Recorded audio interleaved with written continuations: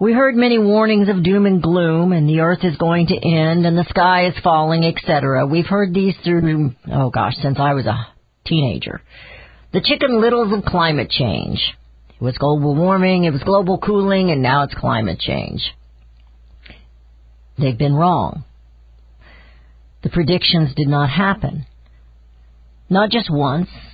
They didn't miss it just once or twice, but every time. I'm very concerned about the scars so these lies and these predictions are leaving on our children, and how the lack of green maintenance is causing the great fires across the nation and the globe. Today's guest is a member of the CO2 Coalition. He's written a book. It's called Mirrors and Mazes. His book is written for all walks of life, not just for scientists.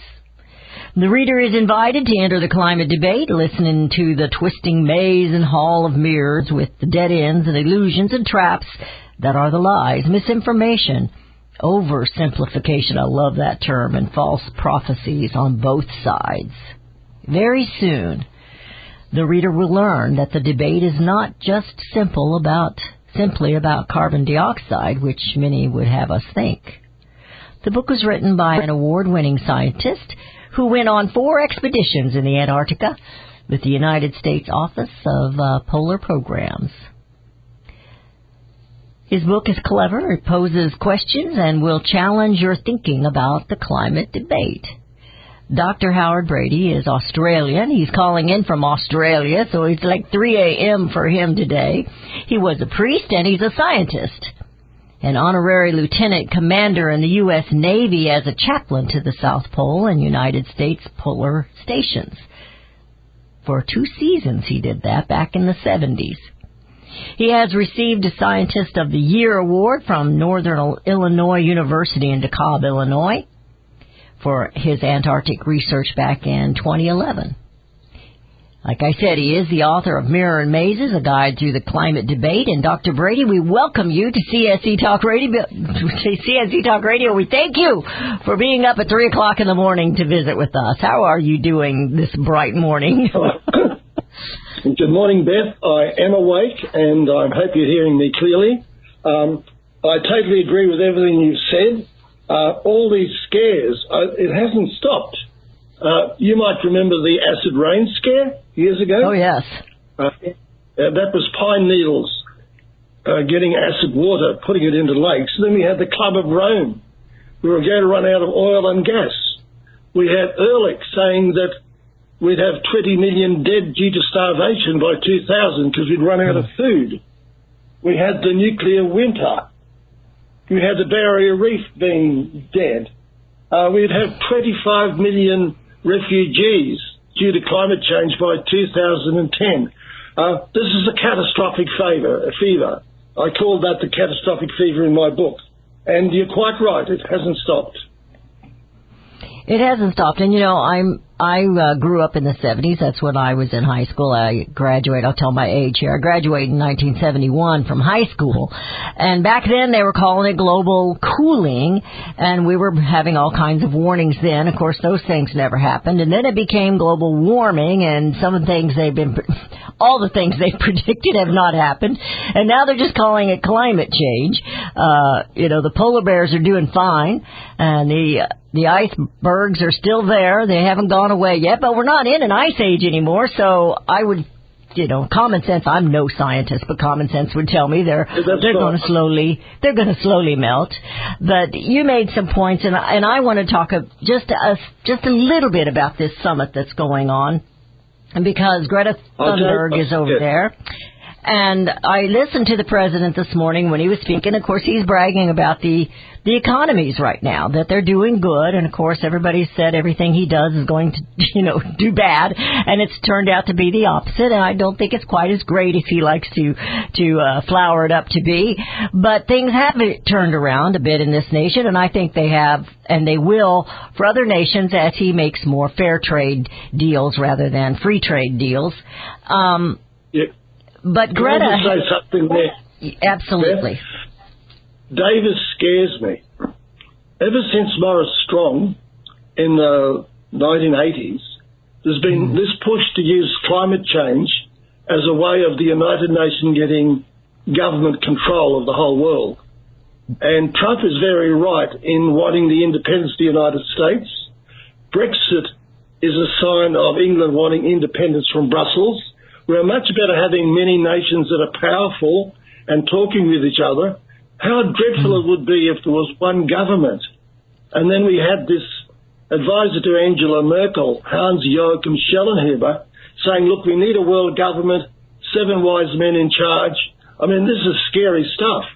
And I think Trump has had the clarity of mind to see through this and say, look, we want a strong United States. We can help you if we're strong. We can do good if we're strong. But we're a nation. We want our independence, and we want our independence from Brussels. You know, you're absolutely right. And what we see just in our little nation right here, the United States, we see our government wanting to grow, and it is already larger than our founding fathers ever wanted it to be when we're talking about the federal government in D.C. They want to have more and more and more control, and less control for the states, less control for the individuals. And what you're talking about and what they are discussing in Davos is a global side of that, a global view of that. And I believe, and it sounds like you do too, that this Green New Deal and these green deals across the globe are not about CO2. They're not about climate change. They're all about control. And I want to talk about that, but I also want to talk about the fears that they're putting in our children, which is it just breaks my heart. You're listening to CSC Talk Radio. This is Beth Ann. We're visiting today with Dr. Howard Brady from Australia. He's at 3 o'clock in the morning there, so bear with him. And we also have a bit of a delay on the phone, so be patient with us, and we will be right back.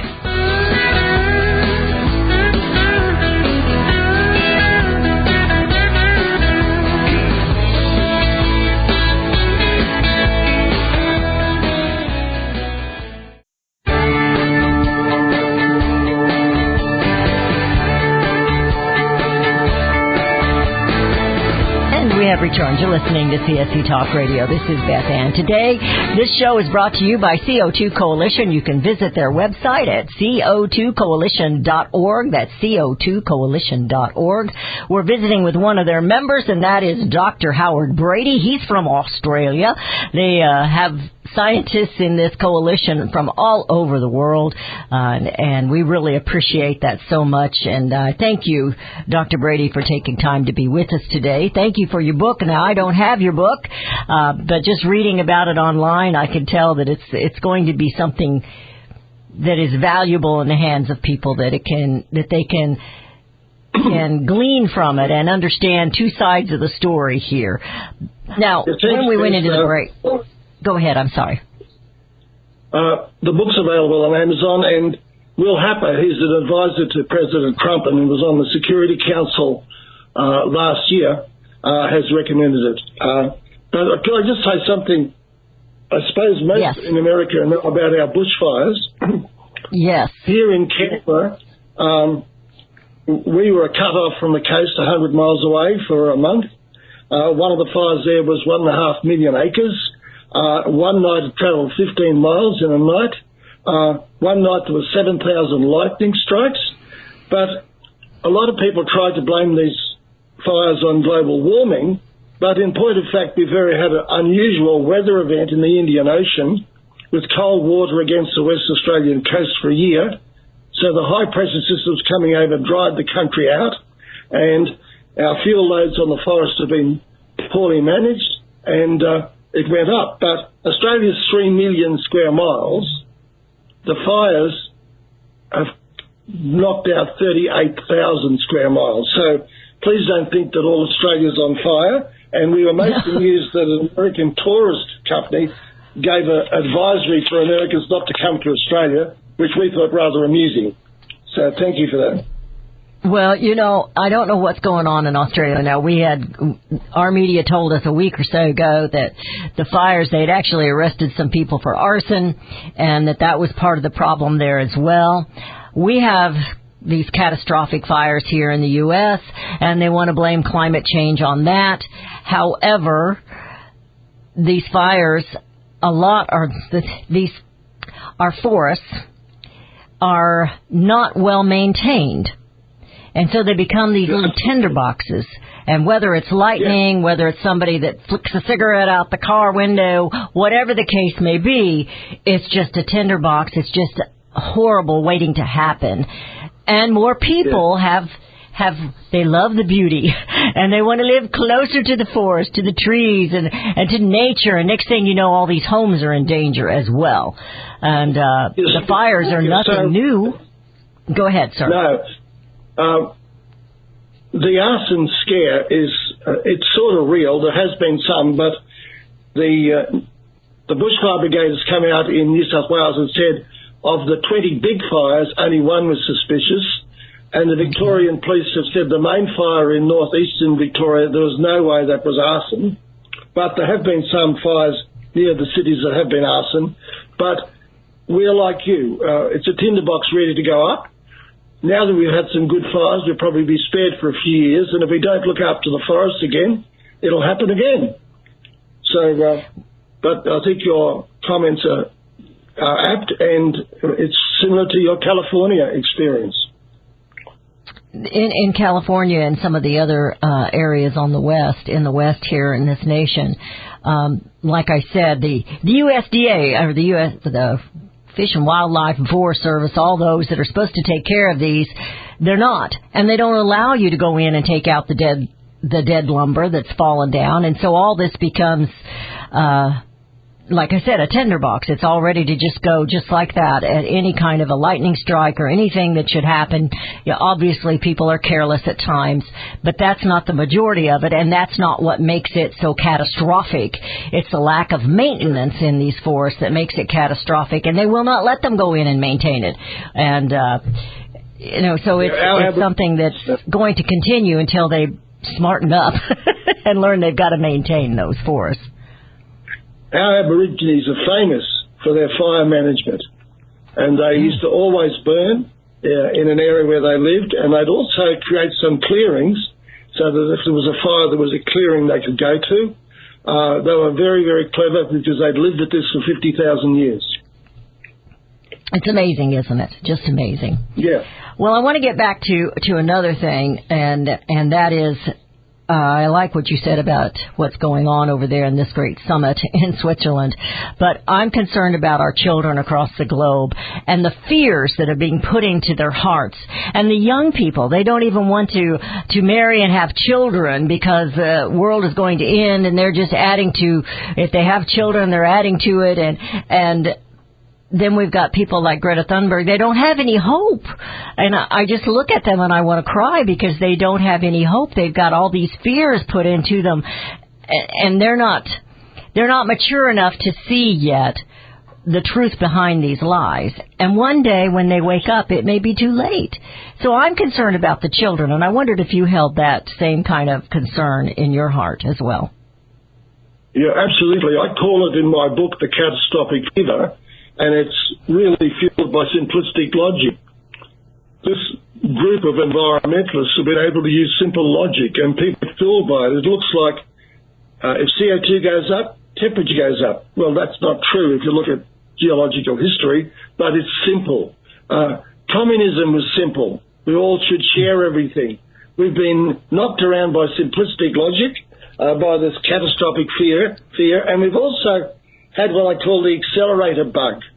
That's everything getting faster and faster. Now, it is true that our technology is improving, and that seems to be getting quicker and quicker in our improvements, but nature's not getting faster and faster, and we're shifting this accelerator change in our populations accelerating and things like that. We're shifting it to nature, and that's absolutely wrong. But how we get through the children is a huge problem. We've got these teachers in schools who are not that well educated on climate change. We've got all the money being poured by a lot of foundations into the radio and TV. We're fighting a very, very difficult battle at the moment. That the money is a big thing. And I believe, and I don't have a lot of information or I don't have a lot of data in front of me, just from what I gleaned from here and there. But the scientists that push this the most are the ones that are actually getting, at least in our nation, the ones that are actually getting government grants and getting propped up with dollars. And it would seem to me these foundations that are pushing all this, they seem to be doing very well. They make plenty of money, and even though they're nonprofit, they're doing very well. They have no problem bringing in the green to keep promoting their lies, and that is a great concern because the rest of us, we haven't got that. And we're just trying to do our very best to get the truth out there. Go ahead, sir. Well, some of the American foundations have got billions, and they are scary because they think they're doing the right thing, and it looks good. And all the actors and actresses in Hollywood, they want to look good. We've got Prince Charles, who's an absolute idiot, saying we've got 10 years to disaster. And he was saying that 40 years ago, but he hasn't stopped saying it. And now Prince William wants to say it. Probably Harry's going to say the same thing. They think they're doing the right thing. And it goes right through some of our politicians. I'm sick of it. I'm sure you are. And I'm sure the man in the street, in the pub, he can see through it. But it's there and it's scary. And the money angle is very, very real. The money is real. And, I think the last time I had a CO2 representative on, we talked about Chicken Little. And I said, in the story of Chicken Little, he really believed what he was saying. And there are those out there, Greta believes what she's saying. There are those that believe what they're doing or believe what they're saying, but there are many that know better. They know better. And I believe Al Gore's one of those. He's made a lot of money pushing this, but I believe he knows that he's not pushing the truth. Al Gore is totally misleading. His inconvenient truth was full of lies. That film, we did some work on it recently here, and it is absolute mess. Simplistic logic, but very well presented. And Al Gore's dangerous. Yes, he is. And, I know that he's got lots of little minions following him around, and they believe it. But I don't believe that some of these truly believe their own lies. But they're profiting from them, and that's what disturbs me. You're listening to CSC Talk Radio. This is Beth Ann. We're visiting today with Dr. Howard Brady from Australia, and today's show is brought to you by the CO2 Coalition. You can visit their website, all kinds of information there that you will really find interesting. CO2coalition.org. That's CO2coalition.org. And Dr. Brady and Beth Ann, we're going to be right back.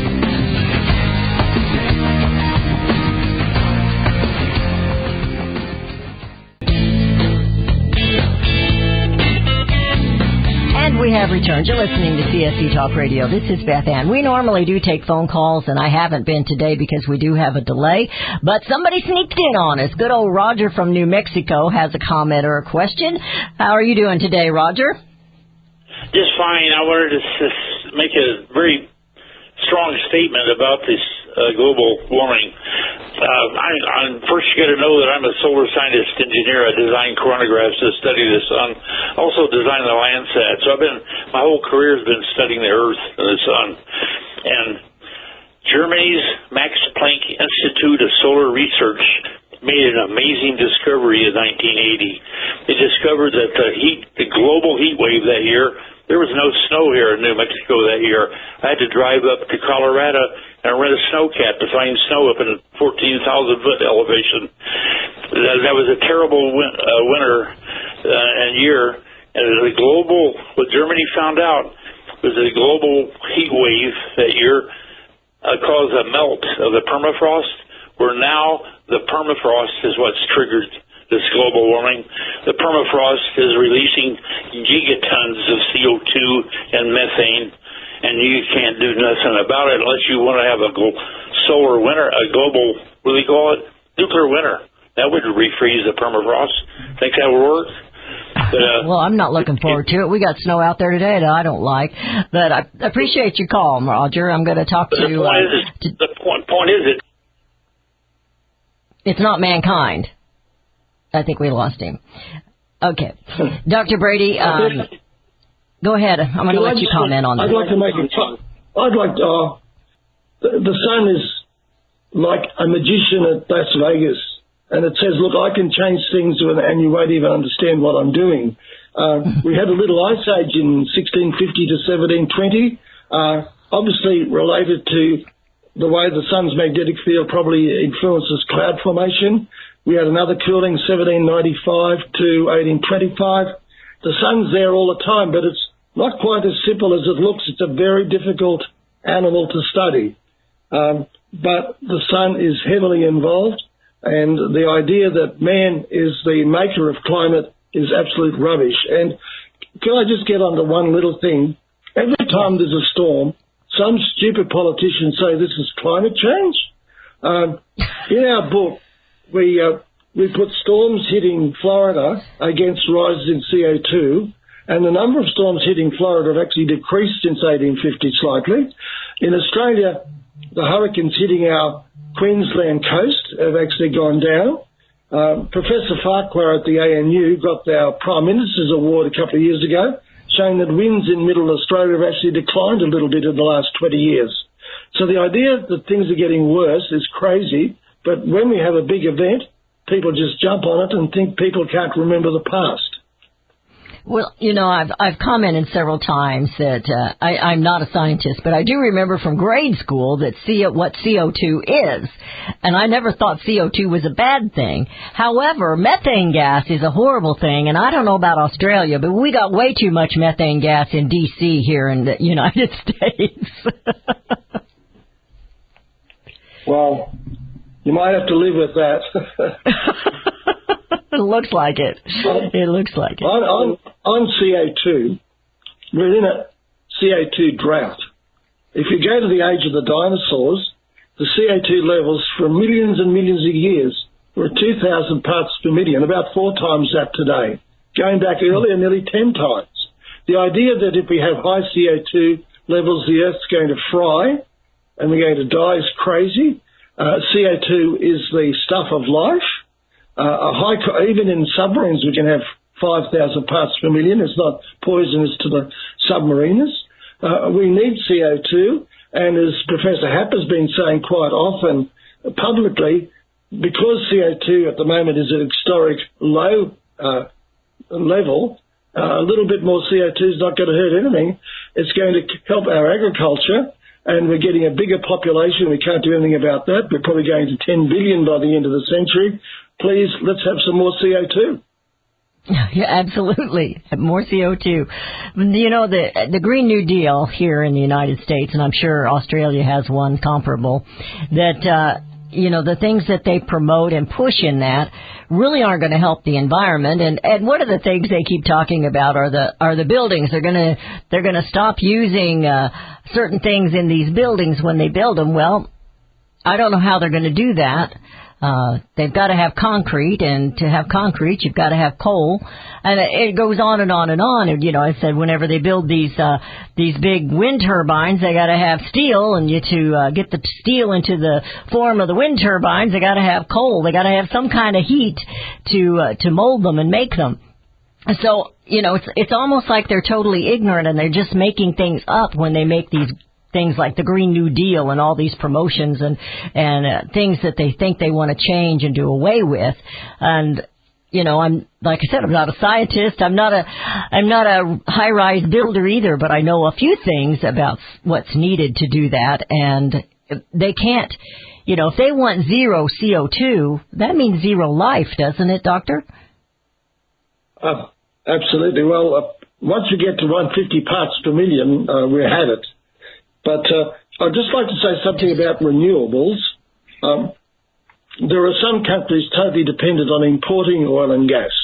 Let's say Japan is one. In Australia, we only make 400,000 barrels of oil a day. We use 800,000. So we do need renewables to be developed, but there's no panic. And the idea, and we've got these infant technologies at the moment like wind farms that are crazy. They have to be subsidised. We do need a lot of research. We probably need more nuclear. We do need to keep going to reduce our dependency on coal, oil and gas, but there's no panic. And we should be very grateful that we've got good sources of energy at the moment. And man is so clever, he is going to improve things, but we've got to give the scientists and our innovation time to develop a little bit less dependency on oil, coal and gas. And I think we have, since the 70s, we've changed a lot in what we're doing, don't you think? And how we come across it and how we manufacture it, because the air is much cleaner today than it used to be. Oh, absolutely. In my opinion. Well, I have a friend who's a professor of forensic in Canberra, and he's from Glasgow.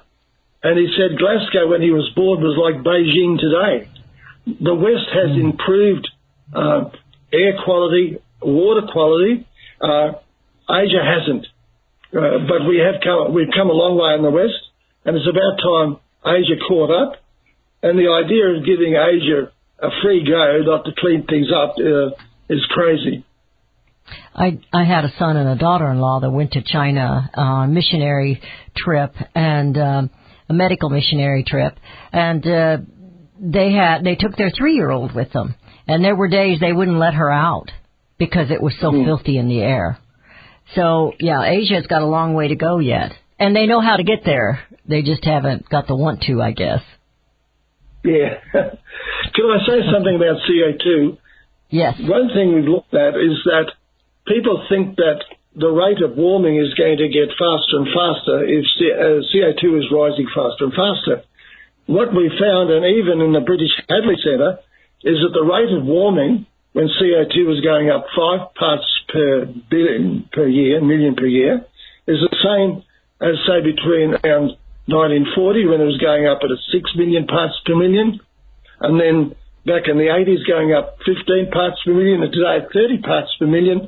The rate of warming in any of these periods has still only been 1.6 degrees per decade, and there's been many decades when we've had cooling, as like you said, between 1940 and 75. The CIA were warning the president of an ice age. So the rate of warming has not accelerated, and that's a myth. Well, it's not accelerated here in Missouri today because we've got a really cold outside and it's still blowing some snow. You're listening to CSC Talk Radio. This is Beth Ann. We're visiting today with Dr. Howard Brady of the CO2 Coalition, and this show is sponsored today by the CO2 Coalition as we try to get the truth out to you, the listeners. Again, you're listening to CSC Talk Radio. This is Beth Ann. When we come back, I want to talk about consequences of the lies. And we will be right back. And we have returned. You're listening to CSC Talk Radio. This is Beth Ann. I'm visiting today with Dr. Howard Brady. He's a member of the CO2 Coalition. They are sponsoring today's show. You can visit them at their website at co2coalition.org. That's co2coalition.org. When we went into that break, Dr. Brady, I said I wanted to talk about the consequences. We've talked about a little bit of this, but I just kind of randomly put what I think some of the, I'm going to say unintended consequences, although I think some of them are fully intended.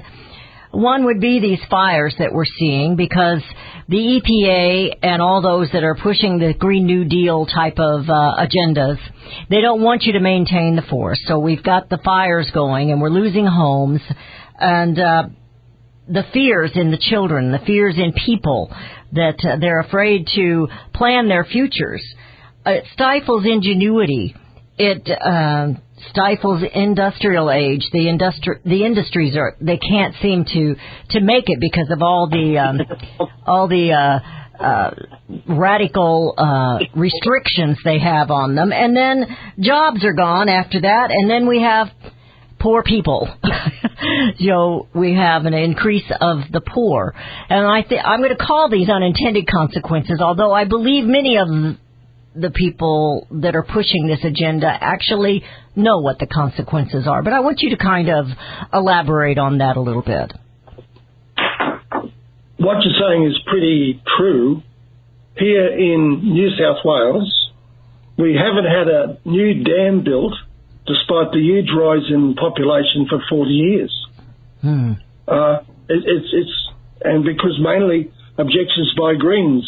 If you want to, even our big dam for Sydney to Warragamba, they want to raise the wall height, well, that means drowning a little bit more of some valleys and killing some more possums or something. Well, we have to look at what is best for us, and we have to minimise damage to nature, but at the same time, we've got to live with it. The same problem happened in our little island to the south, Tasmania, when there was moves to flood a few valleys to create dams. We do need electricity, and hydroelectricity is a great form of electricity, so we've got to live with that. And the other thing that you mentioned is that people now want to go and live in a forest. We've got a lot more people living in these dangerous conditions, especially, say, near Melbourne. Victoria is our worst state for fires. And honestly, the biggest fires we had were in the 30s. If the people living in the bush today were there living in the 30s, our dead would have been probably over 1,000, and maybe a couple of thousand. So you're very right on those sort of things. Well, you know, and like I said earlier in the show, the fears in the children and the young people right now is of great concern to me, because this has been driven in them. And like you said, they're being taught by teachers that are buying into this, because they've been, at least in the United States, I'm not sure that it's any different in Australia, where they have, they've trained the teachers to teach this stuff. And so they are scaring the children, and the teachers don't know any better because that's what they've been taught.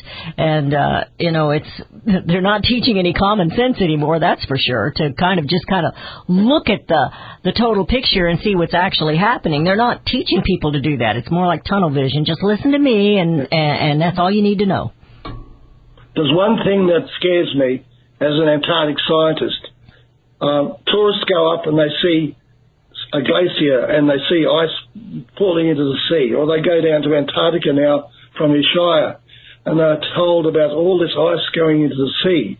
And it's very dramatic. You take photos and they think that sea level is accelerating the rise. But no, the ocean is so big, you need an iceberg that goes around the equator that's about 10 k's wide and 1 k deep. That's 24,000 k's, whatever it is. You need an iceberg that big to raise sea level a metre. And but all this ice stuff, it scares me because it goes on the TV. They show us, look, this is a sign of accelerating sea level rise. All the tide gauges around the world show that sea level is rising, but it is not accelerating. So there's no need to panic about sea level rise. And we're in the last few minutes of the show here, so I'm going to ask you to just kind of take over for a little bit and tell my listeners what you really want them to know. It's perfectly fine. Go ahead and plug your book and tell them how to get that and how much it is. But the listeners need to know that they're being lied to, and we have many there that are listening that are homeschoolers. So I'm going to turn it over to you, Dr. Brady. Oh, it's very nice, Beth, and I've really appreciated coming on the show, and I hope Americans could put up with an Aussie accent for a change. But, the book is available on Amazon. I think it costs $18 US, and it's printed in America with recommendations from Professor Happer and I think Dr. Soon from the Smithsonian. I did it because I was worried that there wasn't a lot of simple explanations. The last thing you want is emotion. The last thing you want is a lot of time attacking scientists. It's a waste of time. Why worry about attacking Al Gore? He's not worth the time. Why worry about attacking Hansen, who's been a catastrophe since day one? Not worth the time. Just give people the simple logic of what's happening. Are storms getting worse? Is sea level rising? What's happening to the sun? And then, of course, we've got this dreadful stuff about models.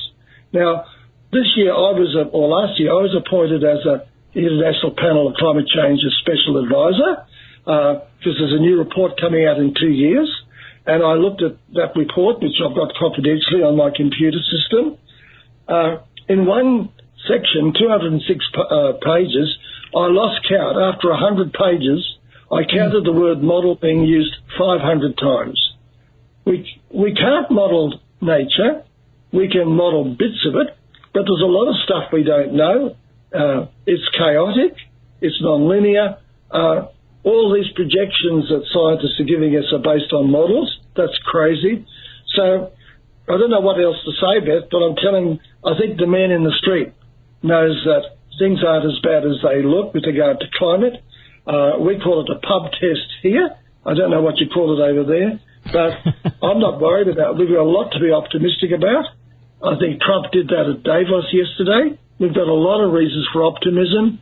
Pessimism is a bad thing, and it's been created by environmentalists and scaremongers for the last 50 or 60 years. So I don't know what else to say to your listeners, but I'm sure they're getting a lot of wisdom from your channel, and I really encourage you to keep doing what you're doing. So thank you very much for having me.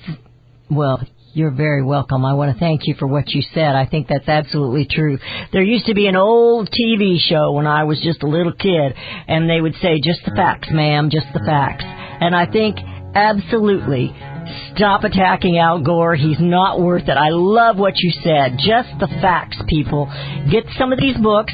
This one is a good one, Mirrors and Mazes, and glean the wisdom out of that, and the questions, too.